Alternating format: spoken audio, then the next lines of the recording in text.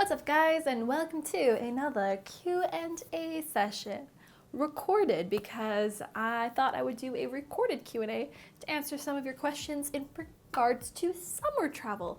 So I went onto my Instagram and I asked you guys and gals to ask me your summer travel related questions. Now a quick little side note before we get started is that I wanted to tell you guys and gals that although this is a recorded Q&A session, I am doing live Q&As like every other week on my channel. So if I didn't get your question answered and you have a bunch of questions, please come join me for my live shows.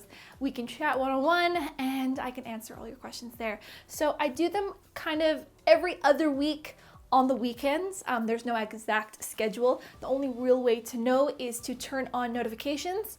There should be a little bell. Subscribe to my YouTube channel if you enjoyed this, and go follow me on Instagram, because when I do these video Q&As, I always ask my question on Instagram. So you should go follow me if you aren't following me there already. All right, enough chat. Let's get to some questions. Emily's3 asks, how do you cope with humidity and heat in tropical countries? So there are two kind of ways that I cope with heat and humidity. The first is I am just naturally a heat person. I like it hot. I don't mind the heat. I don't mind the humidity. I don't mind being a sweaty, hot mess. Good times. So I don't really have an issue with it, but I do know a lot of people do have an issue. And when it just gets too much, I completely understand. So in the tropics, there are kind of two seasons instead of like the 4 seasons that we have in more temperate climates, you know, winter, fall, spring, summer. Well, in tropics, they have dry season and wet season. Now, the dry season tends to be a bit hotter, but there's less humidity. The wet season, well, as you can imagine, bit more wet. There's a lot more humidity. So kind of picking which season best suits your climate. If you're not a big fan of humidity, stay away from the wet season. Another really good tip to avoid heat and humidity is siestas, my friends, siestas, AKA becoming a morning person. Morning, what's that saying? Early bird catches the worm. Well, if you want to avoid the heat, start planning your activities earlier in the day. Like if there's monuments or things that you want to go see that don't have opening times, go check them out early in the morning. Not only will you get beautiful like light for your photos, you beat all the crowds because they mostly come in like the afternoons. And then get to places like anytime there's an opening for an activity or a thing to do, get there right away. Like be the first one at the door so you get everything done with, then you go have lunch and go chill out in the afternoon, read a book, stay out of the sun, and just have that like downtime to cool down until it gets to the evening, and then it's already cool by then anyway. So it's like, it's a bit of managing your time and planning accordingly. Also picking out good hairstyles, good clothing. So light, breezy clothing, hairdos that go up, so get the hair off of your face, and a minimal makeup. You do not want to be wearing a ton of makeup, especially foundation, when it is really, really humid outside. And then just drinking lots of water. Like just drink tons of water, more water than you think you need. So keeping hydrated. Wanderlust Aline asks, hello from Puerto Rico. Hello from Puerto Rico. How many stamps do I have in my passports, and which ones are the most meaningful for you? Well, Aline, I actually don't know how many stamps I have in my passports. It's a bit of a complicated question. Also, this really isn't a summer travel related question, but it's a cool question anyway, so I'm gonna answer it. Because I've had multiple passports over the years, because you know, passports expire, and then you get a new one. I also have 2 passports, so I have an EU and I have a Canadian passport. So I have passport stamps between the 2 of them. My coolest one, I could say, stamp in my passport is probably my equator stamp. So it's not a real passport stamp, but there is a stamp that you get when you are on the equator, and it says 000. And if you go to the equator in Ecuador, you can get one too. Mike Sutherland 5 asks, what are the most underrated holiday destinations? Ooh, such a good question. Such a good question. Almost so that I feel like I should create an entire video about underrated holiday destinations. And this is because different people have different ideas from what they want from a holiday. Not everybody wants to just lie on a beach and drink free cocktails and all you can eat buffets. Some people just don't want that.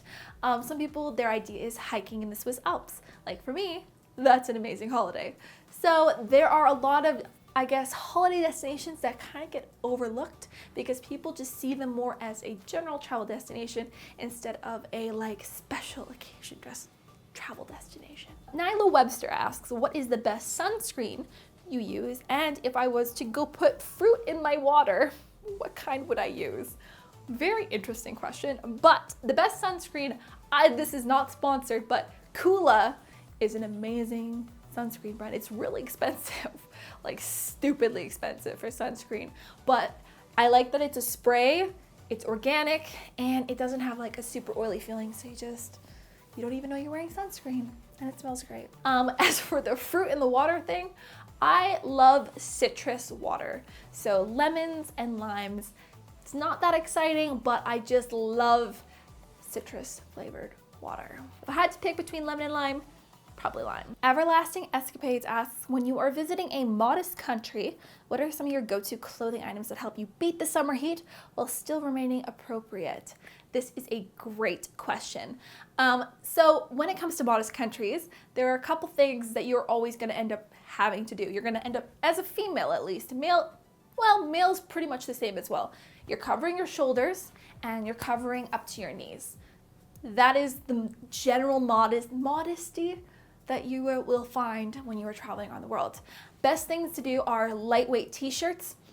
Love lightweight t-shirts. I've done the whole like scarf around, like tank tops with a scarf around, but just having that scarf I find just super cumbersome. I'm always like playing around with it and I never really it just becomes annoying. Light colors, so whites, lights, so you're not attracting like the sun any more than you need to. And flowier bottoms. There's also flowier dresses. Anything that's flowy. You don't want tight fitting clothing on your body when you want to cover up but not be super hot and sweaty. Another important thing is to look at the material of the clothing as well as the style of the clothing, because the material make a huge difference. You really want those lightweight, breathable items in your wardrobe and nothing too heavy or too bulky. Parachute pants, I think that's what they call them. The parachute pants, they're like big and like go around those are really good too. PenXT asks, how do you not overheat yourself during your travels in hot places or when you are participating in physically demanding activities, so hiking, jogging, etc.? Again, going back to my first tip is to plan my activities not in the heat of the day. Avoiding the heat of the day is key for all types of travel in hot countries and if you want to avoid the heat, especially if you're doing any kind of physical activity. So I'll plan my hikes or my jogs early in the morning. Typically, I tend to do early in the morning. Cambrai Travel asks, what are my go-to skincare products for summer? I have sensitive skin and I burn really easy, so summer travel really takes a toll on my skin. All right, so I'm gonna backtrack. So when I was younger, I used to have really sensitive skin, especially on my face. So much so that like if I got any kind of like sun, like just not sunburn, but like any kind of sun to my face, it would get really like stinging and like painful. So like I couldn't wear sunscreen on my face. At least I couldn't wear the sunscreen that I was currently using. So this was something that I learned, is that there is a difference between cheap sunscreen and expensive sunscreen. And when I was getting like burning itchy skin from anytime I got a little bit of like flush color in my face, so just from like sweating or just being out in the sun, it would burn because I was wearing that sunscreen. What I started doing was experimenting with, this is going to be pricey experimentation, but it really worked for me. I started experimenting with specific face sunscreens, matte ones, like mineral primers. There's a lot of different sunscreen out there, but I tend to lean toward the more expensive brands because I found that they actually helped and my face wouldn't break out as much just because I was just using the general drugstore whatever sunscreen. Another thing is just keeping my skin like free and clear. I want to do like a whole video, if you guys are interested in this, I want to do a whole video on skincare and travel because I've learned a lot over the last 8 years of being a girl. with breakouts. And being like a teenager to like an adult, it's tricky because I feel like a lot of those were like very similar in the tip, in that it's really watching what you put on your skin, because anytime it's hot, you're going to be wearing sunscreen. So you're going to be putting stuff on your skin, and just making sure the stuff that you put on your skin is good. It doesn't irritate you, and the only way to find that out is just by experimenting. If sunscreen is just a no-go for you, then maybe it's just a bit of building up a tan, building up a bit of a base that helps you adapt to the hot summer weather. Because that's another thing, is that our bodies, if you're coming from like a more temperate climate that doesn't have like heat or humidity, and you're going right into boom, summer, hot sun all the time. So if you don't have the best skin, or even more sensitive skin, it takes you a little bit longer to acclimatize. Alrighty then, so thank you guys so much for submitting those questions. They were all great, amazing summer travel questions, and hopefully that's answered some of your questions. If you enjoyed it, give it a thumbs up, and let me know down below in the comments if you have any summer travel tips that you'd like to share. And don't forget to click subscribe and turn on your notifications for new videos. And until I see you in a few days' time with a new video, here's some awesome videos for you to go check out. We got some Scottish water slides, and Japan travel advice. What? All right, see you guys again.